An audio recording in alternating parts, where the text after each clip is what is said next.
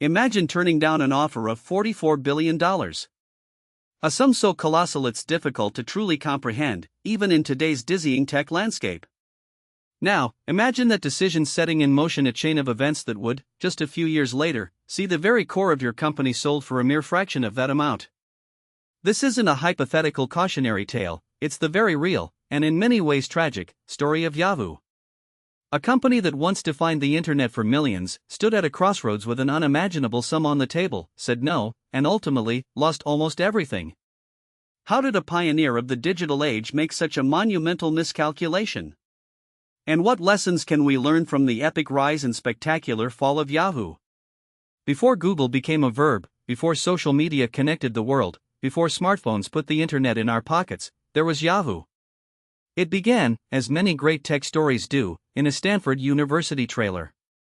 In 1994, two electrical engineering PhD students, Jerry Yang and David Philo, were simply trying to organize their favorite websites. They called their rudimentary directory Jerry's Guide to the World Wide Web. It was a simple, human-curated list, but in the chaotic, rapidly expanding early internet, it was a lifeline. People needed a way to find things, and Yahoo provided that map. Their guide quickly outgrew its humble origins. Realizing its potential, Yang and Philo incorporated in 1995, rebranding as Yahoo, an acronym for yet another hierarchical officious oracle. The name, a playful nod to the word's definition of a rude, unsophisticated person, belied the sophisticated service it would become. Its growth was explosive. In 1996, Yahoo went public, and its stock soared, valuing the company at over $1 billion. It wasn't just a search engine, it was Internet portal. For many, Yahoo the Internet. Think about it, Yahoo Mail was where you got your first email address. Yahoo News kept you informed. Yahoo Finance managed your stocks. Yahoo Sports tracked your favorite teams. GeoCities, acquired by Yahoo, let you build your own corner of the web. Flickr hosted your photos. Its iconic purple logo and cheerful yodel intro became synonymous with logging on. Yahoo was a digital city, a sprawling metropolis where every online need was met under one roof. It bought up smaller companies, expanding its empire, aiming to be the dominant force in every facet of the nascent internet. For years, it succeeded, boasting hundreds of millions of users worldwide and a market capitalization that rivaled the tech giants of its era. Yahoo was innovative, ubiquitous, and seemingly unstoppable. But even as Yahoo soared, storm clouds were gathering, imperceptible at first, then growing steadily on the horizon. A new search company, Google, founded by Larry Page and Sergey Brin, was gaining traction with its revolutionary algorithmic approach, a stark contrast to Yahoo's human-curated directory. Ironically, for a time, Yahoo even used Google's search technology on its own site. Yet, Yahoo saw itself as a media company, a portal, not just a search engine. This fundamental self-perception would prove to be a critical misstep.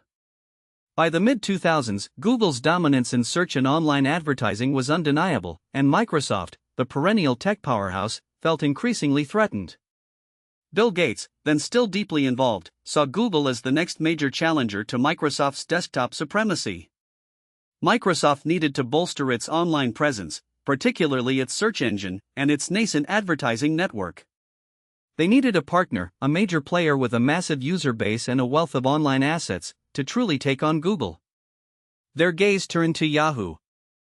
In February 2008, Microsoft made its move. A staggering offer, $31 per share, totaling $44.6 billion. This wasn't just a friendly chat, it was a concrete, all-cash and stock proposal, representing a mind-boggling 62% premium over Yahoo's stock price at the time.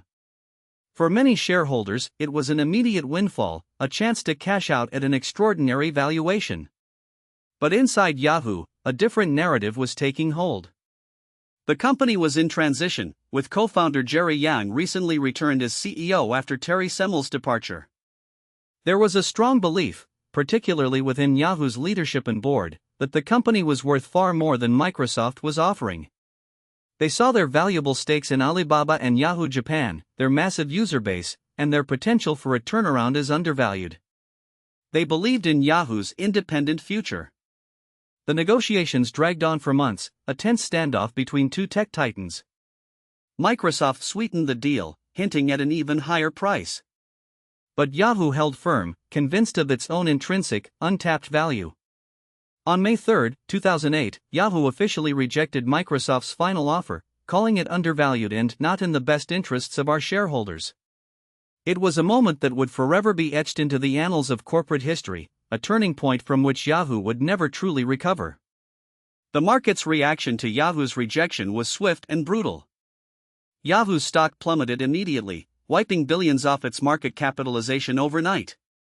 Shareholder anger was palpable, and the company found itself in a precarious position, having alienated a potential suitor and failed to provide a compelling alternative vision for growth.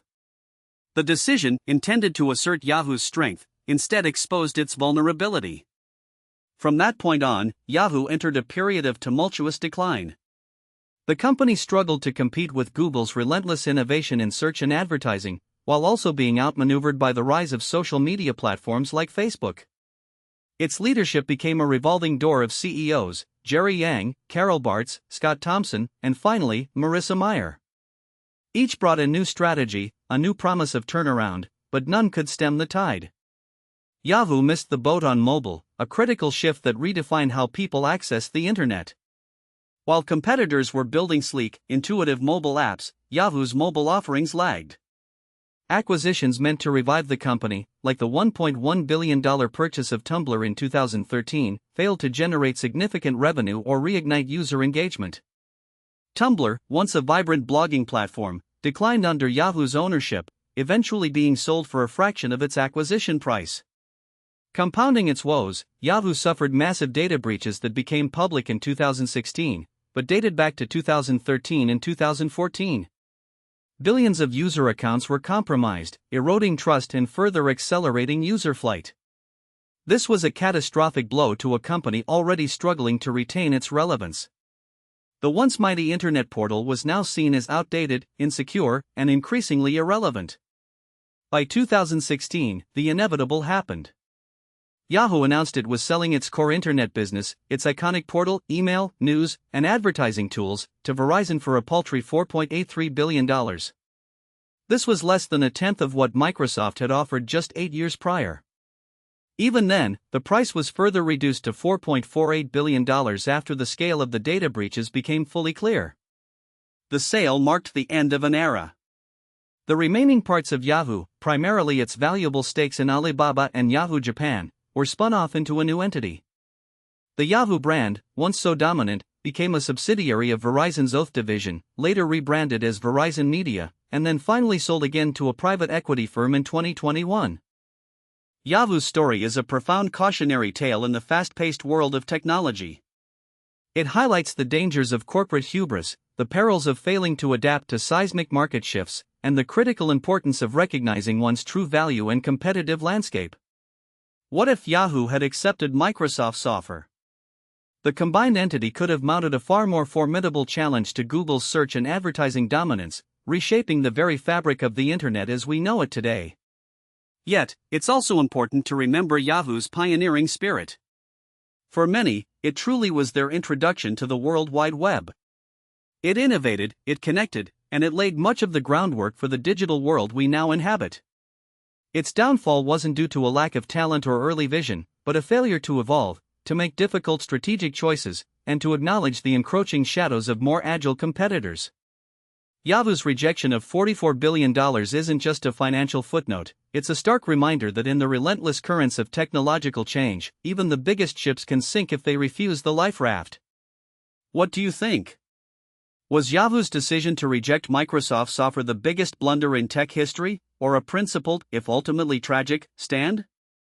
Let us know your thoughts in the comments below.